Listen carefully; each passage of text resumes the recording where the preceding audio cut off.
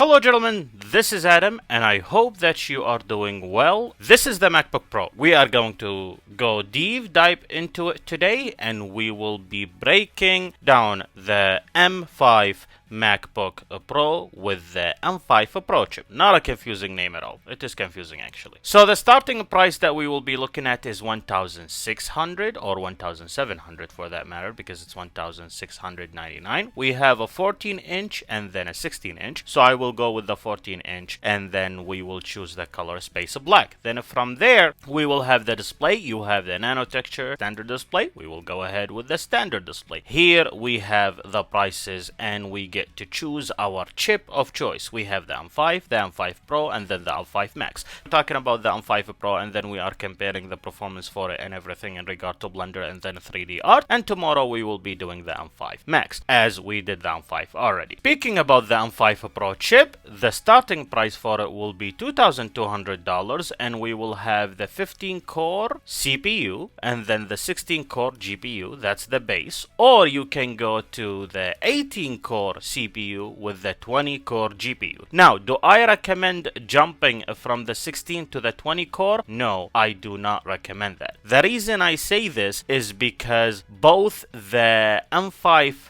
Pro 16-core GPU and then the 20-core GPU have the same bandwidth, and if they have the same bandwidth, then I do not recommend getting it. And because of that, we will be sticking with the 15-core CPU and then the 16-core GPU. In terms of the unified memory, aka shared memory, or the RAM in this case, keep in mind your RAM is actually shared with your GPU. So with this we are starting with 24. I think a 24 for a Blender, ZBrush, Maya is actually quite decent. If you wanted to jump to the 48, that's basically an extra $400.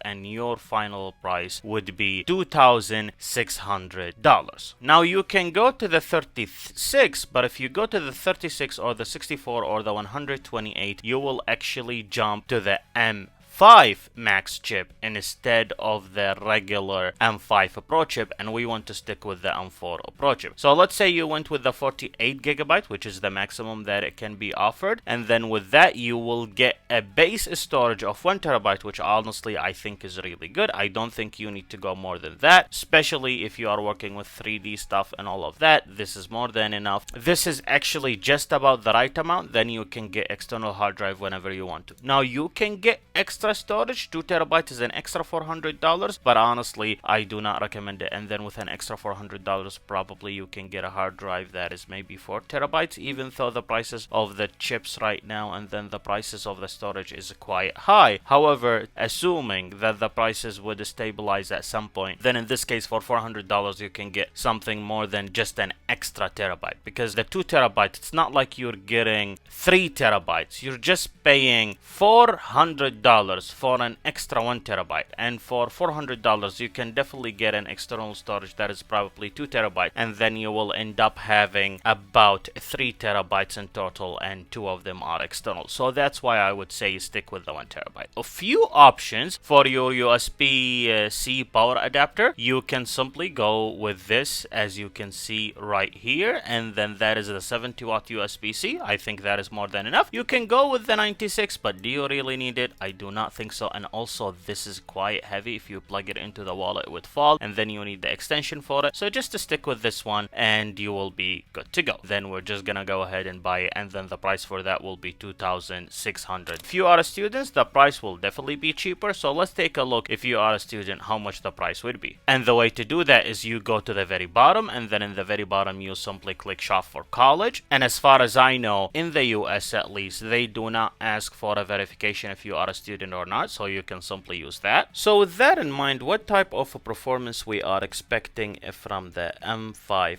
Pro chip? With the junk shop scene, in terms of the M5 itself, we got 16 seconds. And then with the M1 Max, we got 24 seconds. The jump in bandwidth is about 50%. That means we're gonna probably go from 16 seconds to 11 seconds. And 11 seconds is the same amount of time that the 3090 Ti took to render one frame from the junk shop scene. So it is safe to assume that the M5 Pro, at least in terms of a Blender and not anything else, it is as powerful as a 3090 Ti in terms of rendering and when we are testing a Blender with the junk shop scene. Also, both the M5 Pro chip and the 3090 Ti has the same amount of VRAM, since you are getting here 24 gigabytes, and then your graphic card, which is the 3090 Ti, has 24 gigabytes as well. So basically the amount of VRAM that is available to you to work with is